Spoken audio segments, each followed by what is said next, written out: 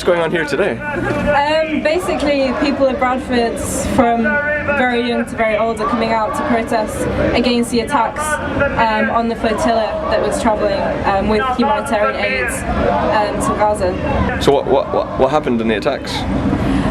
Basically, it was an international flotilla with mainly support from Turkey that was travelling with activists, including men, women, children, taking humanitarian aid to Gaza, including, basic medical aid.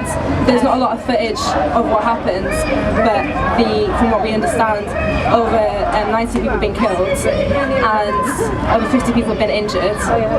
So it's a very serious thing. These people are going for humanitarian aid.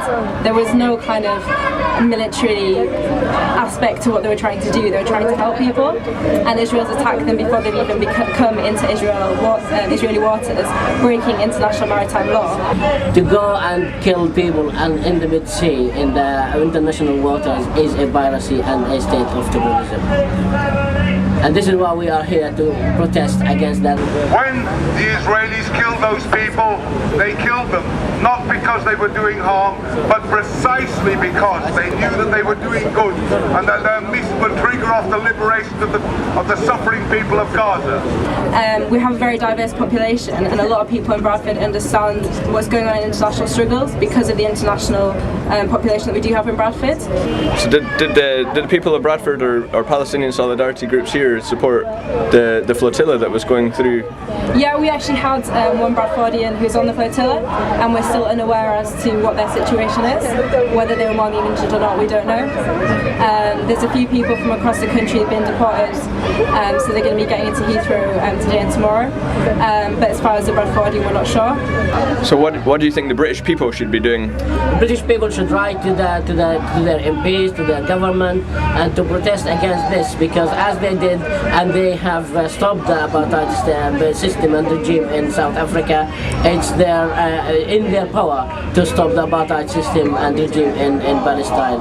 It's about exerting international pressure, because at the end of the day, Israel is a huge force, and I think a lot of people feel a lot of anger because when you see injustice as a human being, you react to it.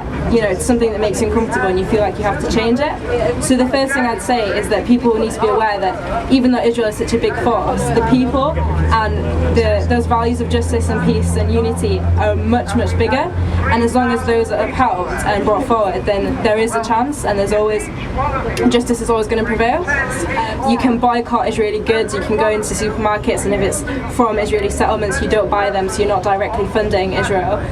You can go on to, if you just Google boycott Israel, you can find all the different companies that are funding the Israeli Defense Force, funding the blockade, funding bringing down Palestinian houses, basically funding injustice. And enough blood's been shed for this, so it's not about supporting that, it's not about calling for a disproportionate response from either side. It's about saying that people need to stand up for justice and stand together, and it's not something that's impossible. Free, free, Palestine! Free, free, Palestine! Free, free, Palestine!